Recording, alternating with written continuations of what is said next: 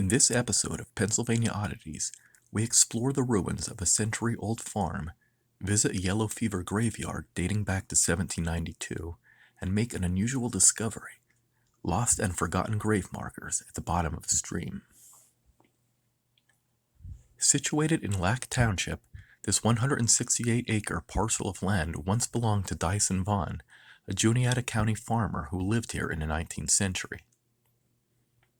After Vaughn's death in 1927, the land was purchased by the State Game Commission and served as the site of the Willow Run State Game Farm from 1929 until the 1950s. During this period, turkeys were raised on the farm. Once grown, these birds were released into the wild for the benefit of local hunters.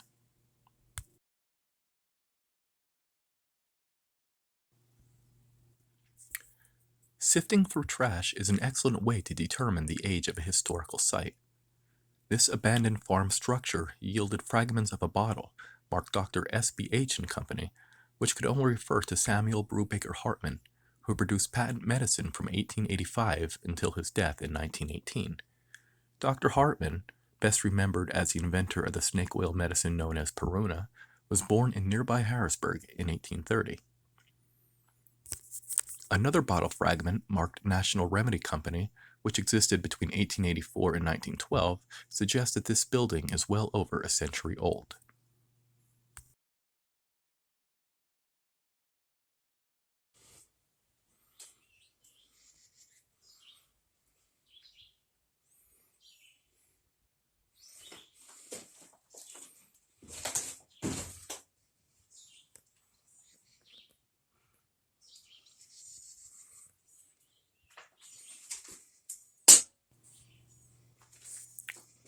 Before this property was owned by the Vaughn family, it had belonged to Andrew Ferrier, an early settler who was a captain in a state militia during the Revolutionary War.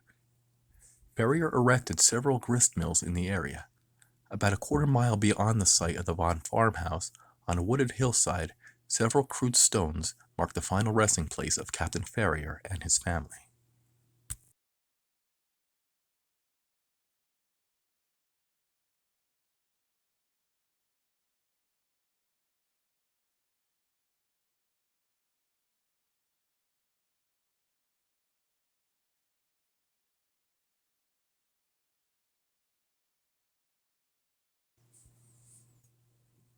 In 1792, while staying at a hotel in Lewistown, Andrew Ferrier slept in a bed with blankets that had been purchased at an auction by the owner of the hotel.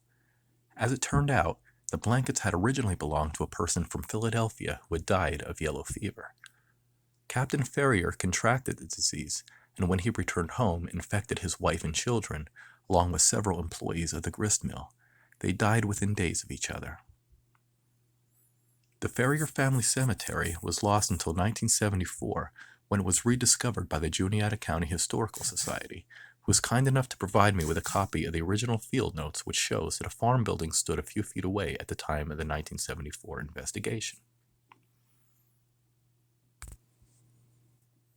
Today, a small clearing marks the spot where this building once stood, and it made me wonder if there were other burials in this location that may have been lost to history. My attention was drawn to a small stream that divides the Ferrier Cemetery from the clearing, and sure enough, I was able to locate a dozen or so rectangular stones from the stream bed, which show evidence of being cut and chiseled. Are these just old foundation stones from the building that once stood in the clearing? Or are these lost grave markers, suggesting that additional graves dating back to the 18th century perhaps, are located somewhere on the hillside? Could this clearing be the burial ground for the mill workers who contracted yellow fever from Andrew Ferrier in 1792?